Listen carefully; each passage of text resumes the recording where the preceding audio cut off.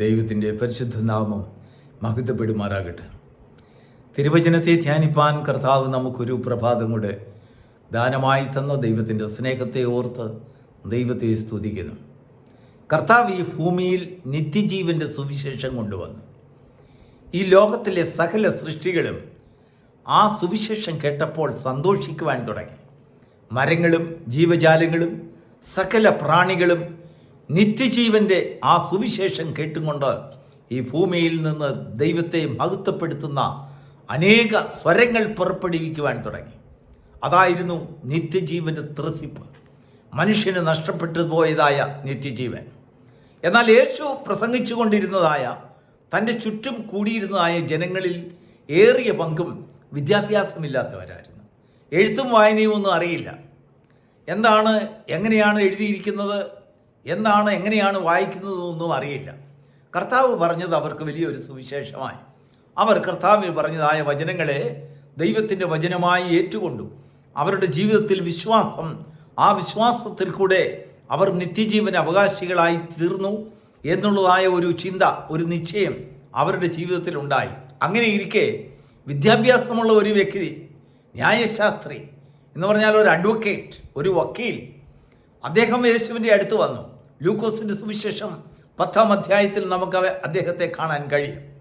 അദ്ദേഹം ചോദിച്ചു, ഗുരു, നീ വിദ്യാഭ്യാസമില്ലാത്ത മനുഷ്യരോടൊക്കെ അല്ലയോ നിത്യജീവനെക്കുറിച്ച് സംസാരിച്ചു കൊണ്ടിരിക്കുന്നത്?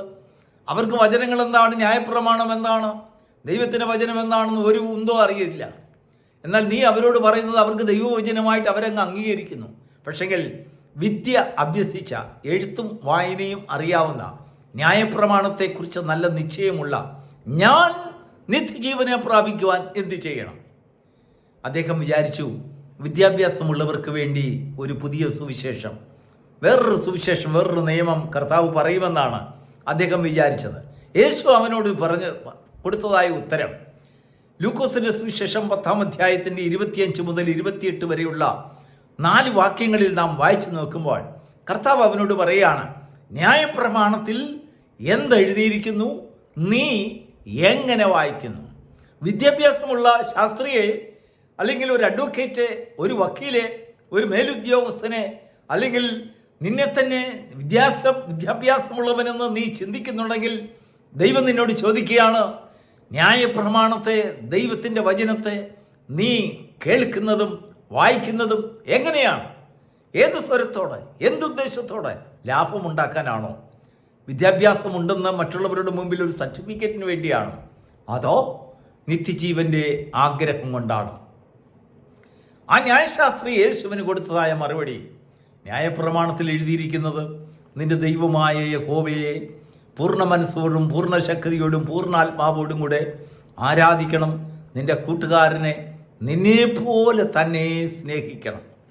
യേശു അത് കേട്ടിട്ട് പറഞ്ഞു, യെസ്, നീ പറഞ്ഞ ഉത്തരം ശരി, അതിനെ പോയി ചെയ്യുക, എന്നാൽ അതിൽ കൂടെ നിനക്ക് നിത്യജീവൻ പ്രാപിക്കാൻ കഴിയും.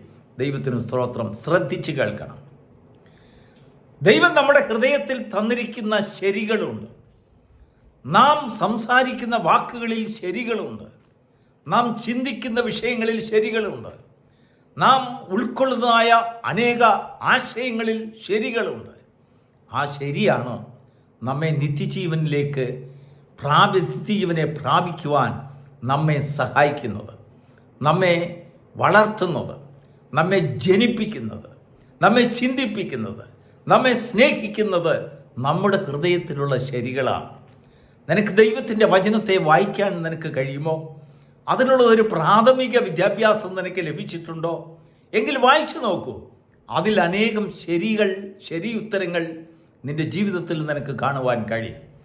എന്നാൽ നീ കാണുന്നതും സംസാരിക്കുന്നതുമായ ശരികൾ നിന്റെ ജീവിതത്തിലെ ഭൗമികമായ നേട്ടങ്ങൾക്ക് വേണ്ടി ഉപയോഗിച്ചു കൊണ്ടിരുന്നാൽ അത് നിനക്ക് നിത്യജീവൻ തരികയില്ല. കേവലം ഒരു സർട്ടിഫിക്കറ്റിനെ മാത്രം തരും. അറിവുള്ളവൻ എന്ന് നിനക്കൊരു പേരുണ്ടാകും.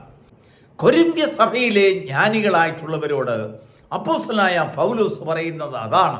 ഞാൻ മനുഷ്യരുടെയും ദൂതന്മാരുടെയും ഭാഷകളിൽ സംസാരിച്ചിരുന്നാലും ശരി. അപ്പോസ്തലനായ പൗലോസ് അവിടെ കൂടിയിരുന്ന ജനങ്ങളെ ചൂണ്ടിക്കാണിച്ചുകൊണ്ടല്ല പറഞ്ഞത്, തന്നെ ചൂണ്ടിക്കാണിച്ചുകൊണ്ടാണ്. ഞാൻ മനുഷ്യരുടെയും ദൂതന്മാരുടെയും ഭാഷകളിൽ സംസാരിച്ചിരുന്നാലും ശരി, എന്നിൽ സ്നേഹമില്ല എങ്കിൽ ഞാൻ മുഴങ്ങുന്ന ചെമ്പോ ചിലമ്പുന്ന കൈത്താളമോ ആയിപ്പോകും.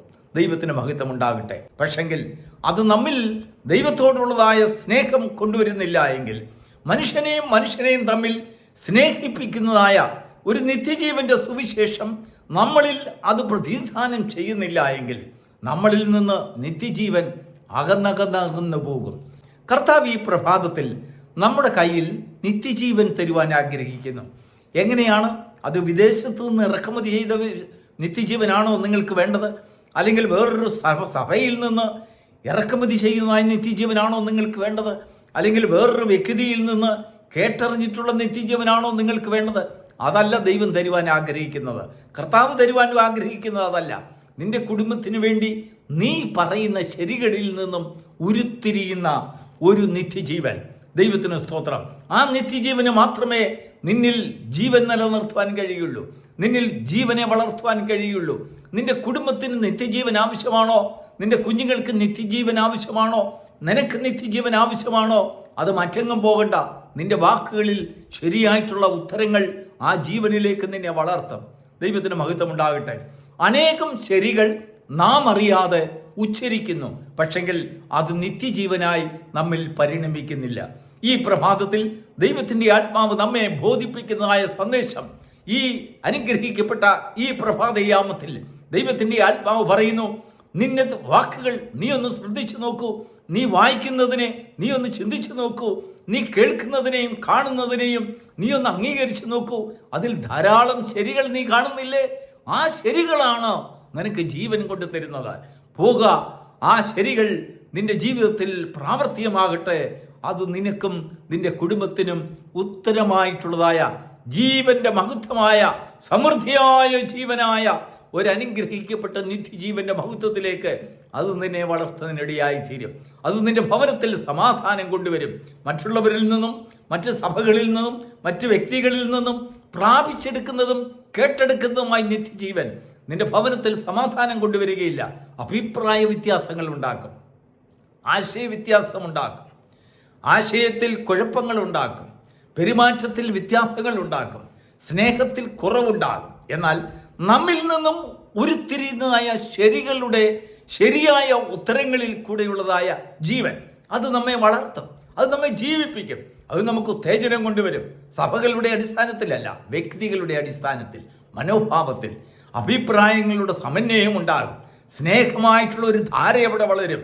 നിന്റെ കൂട്ടുകാരനെ നിന്നെപ്പോലെ സ്നേഹിക്കുവാൻ നിന്റെ മനസ്സിനെ ദിവസം തോറും അത് നിർബന്ധിച്ചു കൊണ്ടിരിക്കും. നിന്റെ ജീവിതത്തിൽ മറ്റുള്ളവരെ കാണുമ്പോൾ നിനക്ക് വ്യത്യാസമായി തോന്നുകയില്ല. നീ ഭക്ഷണം കഴിക്കുമ്പോൾ, വയറു നിറയെ ഭക്ഷണം കഴിക്കുമ്പോൾ വിശന്നിരിക്കുന്നവരെ കുറിച്ച് ഓർത്ത് നിന്റെ ഹൃദയം വ്യാകുലപ്പെടും. നീ സമൃദ്ധിയിലൂടെ കടന്നു പോകുമ്പോൾ ഒന്നുമില്ലായ ദരിദ്രരെ കുറിച്ച് ഓർത്ത് നിന്റെ ഹൃദയത്തിൽ ഭാരമുണ്ടാകും. നിനക്ക് കൊടുക്കുവാനില്ല എങ്കിൽ നീ ദൈവസന്നിധിയിൽ അവർക്ക് വേണ്ടി കണ്ണുനീരൊഴുക്കുന്ന വ്യക്തിയായി മാറും. അങ്ങനെ നിത്യജീവൻ നിന്റെ ഭവനത്തിൽ നിന്ന്, നിന്നിൽ നിന്ന് ഇതാ ആരംഭിക്കുകയായി. നിത്യജീവൻ അത് ജീവൻ നൽകുന്നു, അത് ബലം നൽകുന്നു, സമൃദ്ധിയായ ജീവൻ നൽകുന്നു. അതിനെയാണ് കർത്താവ് കൊടുക്കുവാൻ വന്നത്.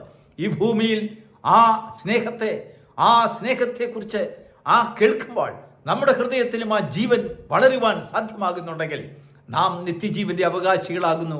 God bless you.